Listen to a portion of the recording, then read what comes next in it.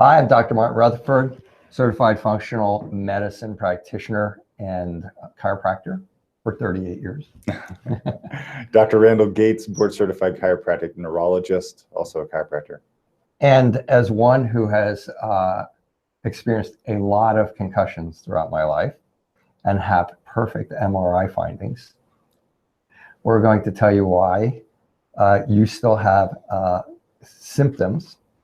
So post-concussion syndrome, if you have post-concussion syndrome, if you've had a concussion and you've been diagnosed with post-concussion syndrome, or if you haven't been diagnosed with it, but you still have the symptoms, we're going to tell you why you still have the symptoms. And Dr. Gates made a comment right before we just came on, to try to frame this.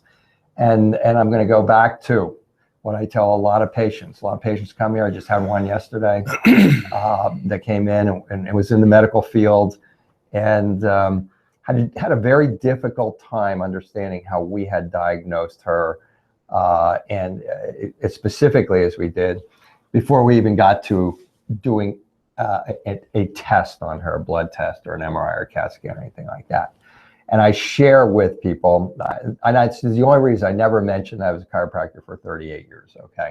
But I was a chiropractor for 38 years and I have a couple of degrees. One of them is human anatomy and biochemistry. I went to a school that massively emphasized diagnosis. But fortunately, in many areas, we didn't have as many tests out there as we did today. And the testing that was out there, we understood was somewhat tenuous, that it was kind of a general in the ballpark. You're not going to really know what it is. We didn't have MRIs. We didn't have CAT scans. We didn't have any of that stuff. So you're not going to really know what it is unless you take a good history and do a good exam. And if the history and the exam sync, you should know. And I'm just quoting my diagnostic teachers. You should know within 3 differential diagnoses of what's wrong with that person. And then if you need to do testing, then you do a very specific test. And if that test is normal, you go with what you found in the history exam, because back then we were expected to render a diagnosis and then ostensibly a successful treatment program. Now, right there, most of your eyeballs are probably going like this, going like, well, what's that all about? I mean, today it's got to be about the test. And the reality is, Dr. Gates and I do a chronic pain practice. Dr. Gates is a board certified functional neurologist who kind of cut his teeth on dizziness, vertigo, balance, migraines, and concussions. And so even back then, the testing was somewhat tenuous, and there's still a lot of misunderstanding about it. The test for concussion is not technically there for most concussions. That's kind of accurate, don't you think? Right. There's no uniform test. Yeah. So the point is post-concussion syndrome. Why do you still have symptoms when maybe you've been told that you're, as I stated before, that my MRI is normal? I got an MRI a couple of years ago. I've had 11 concussions. I just remembered another one. So for those of you who watched in the past, and I've said 10, I have 11. And but the point is that 10 concussions or 11 concussions. I just had an MRI, I don't know, maybe 4 years ago, something like that. A lot of these concussions were mostly before I was 30 years old, and I'm 65. Normal, right? Totally clean MRI concussion. But as we were speaking about right before we got on here, I still have, to say I have a difficult time with math would be vastly understating the issue. And yet I'm here talking to you about a lot of these other sophisticated things because other parts of my brain are. But that concussion might be argued. It might be argued that, well, that your concussion has nothing to do with it. Well, the problem is right before I got that concussion, the concussion of all of the concussions, I was in chemical engineering. Back then we were using slide rules. I was doing pages and pages and pages of sophisticated calculations. And now it's bad. I can barely figure out a 10 or 15 or 20% tip when I go to a restaurant. So kind of lay the groundwork. Yeah, and just for framework on that too, you are vastly better now than you were 7 years ago. Oh my God, yeah, that's when Dr. Gates started working with me. So he's 80 to 90% better, but he still has some lingering issues, which is a reality for a lot of severe post-concussion patients, mild traumatic brain injury, so on and so forth. And I think you hit on a great point here, because one of my favorite neurological textbooks was written by a neurologist from the United Kingdom, the UK, and he practiced largely in the era before MRI and CT scanning, and he really pounded on exactly what Dr. Rutherford was saying, and how he had to figure things out without an MRI. He had to figure things out without a CT scan to figure out whether somebody needed a neurosurgeon to come in and, you know, relieve pressure on the brain, or if it was something benign. That was the responsibility of a neurologist. And today, neurology has changed vastly to where we just have the scans, we have the tests, we have the EMG, we have the EEG, and that's kind of how the field has transformed, because we have a I want it now society at this point. And that's actually how the healthcare system is set up too. It's a lab test, yes or no. It's a brain imaging finding, yes or no. And then that brings us to post-concussion syndrome, because in post-concussion syndrome, it's relatively newly acknowledged. Frankly, most of the research coming out on concussion has been spurned by what's happened to NFL athletes in their retirement, which prompted the NFL to actually have to say, okay, something's going on here. So we've dedicated a lot of research dollars in this country to the concussion world. So just for perspective, in some of my favorite neurological textbooks, they'll just basically lambast concussion patients, saying that they're faking it, that they're malingering, because, you know, they have these seemingly trivial head hits, seemingly trivial, yet they have symptoms of dizziness and poor spatial localization and headaches and personality changes. And it must be because they're trying to seek secondary gain, meaning you're trying to sue somebody to get money from them, right? So that's kind of the framework that we have for concussion. And we say all that to say that there is a lot of research coming out now showing that it's real. And did you want to interject anything? I feel like I kind of went on. No, this is, first of all, we're on a time element this morning, so we want to keep it to that. But I mean, the only thing I would add would, not having those tools made us better diagnosticians. And this is not a we're better than you thing. This is a, we do fibromyalgia, we do peripheropathy, we do chronic fatigue. A lot of the peripheropathy tests miss a lot of peripheropathy. There's no test for chronic fatigue. There's no test for fibromyalgia. We had to put together histories and exams that were clinically relevant, and that's how we do our work. And we have pretty consistent success in well, look at this. Well, I shouldn't have said that. This is a testimonial from one of our patients. But in there, she went to the Cleveland Clinic. She went to numerous doctors, and then when we talked to her, we were able to diagnose her accurately, and she's doing well, and so on and so forth. Mm-hmm. So that was just the point. Yeah, absolutely. You know, that was just the point. So the diagnosticians today are not as astute, because they are totally dependent on the test. And if the test isn't there and you have a concussion, they're going to tell you don't have a concussion. Or they just don't know. And meanwhile, your life is being ruined by the effects of this head injury. And I have nothing else telling to you say. That you're normal. Okay. So just go. All right. So that's an important point.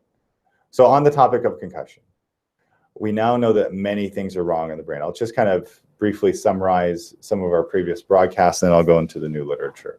What we know is that when someone hits their head, and this study was done from college football players, they found that during a game, a college football game, even in players who were not reporting concussions, just the effect of the repetitive hits, that they saw their blood-brain barrier, meaning blood vessels go into your brain, they should be like a PVC pipe. They shouldn't have any holes in them.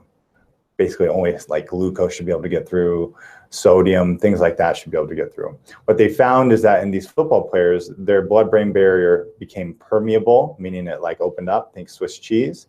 Immune cells from their body started going into the brain. That's something that should never really happen. You have a separate immune system in your brain to control inflammation, because we don't want runaway inflammation in the brain, because that can cause a lot of damaging effects. That's why when people have meningitis, they can die, because there's so much inflammation in the brain. There's nowhere for that inflammation to go. You sprain your ankle gets swollen. You see what I mean? There's nowhere for that inflammation. So anyways, they found that inflammation, immune cells from the body started going into the brain. That then turned on the brain's immune system to create more inflammation, long-lasting inflammation. Then they found that Stress hormones can go up by 200 to 300%. And then that can break down the gastrointestinal tract. That can lead to your intestines becoming like a sieve. So things are flowing through now, immune system is attacking that, and that creates this vicious cycle that is now the current understanding for post-concussion syndrome. So there's other things that are wrong. Your ability to make energy in your brain cells is disrupted. So that's why a lot of you are fatigued, you have trouble concentrating. Needless to say, the memory area can be damaged. The cerebellum, which is the balance center, can be damaged. That's why a lot of people come out of these head injuries with balance issues or memory deficits. You can't find your words, so on and so forth. We're now even finding that when the head is hit, the brain can get twisted and the brainstem can be affected, which is where, a lot of your pathways are running through your brainstem, so that can involve dizziness as well. And then hormones too. So your pituitary, which is like a little grape that sits in a cavity, if your brain is shook, that can stretch your pituitary, and then your hormones can become off. And if you're a guy, your testosterone can become low, you might be making too much prolactin, your adrenal glands don't work correctly. All these things need to be assessed in a post-concussion syndrome patient. Probably most of you watching this broadcast are saying, well, no, that's been assessed to me. I was told I have a concussion and I need to go home and live with it. I need to exercise, something of that nature, which we're not knocking exercise. That can be good when done right. But we're doing these broadcasts, we're going to do a series of these because we want to bring you the most up-to-date literature, because the reality is that in our society, in our medical legal society, that people want the burden of proof. They want the test. And researchers are looking for the test.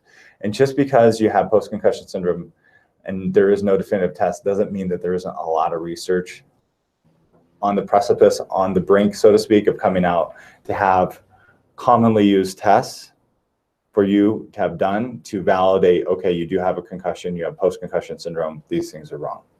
One of the best studies that came out is from Sweden recently, Journal of Neurotrauma, if I remember correctly, or is it JAMA Neurology? It's attached to today's broadcast. You can go to powerhealthtalk.com, go to the bottom.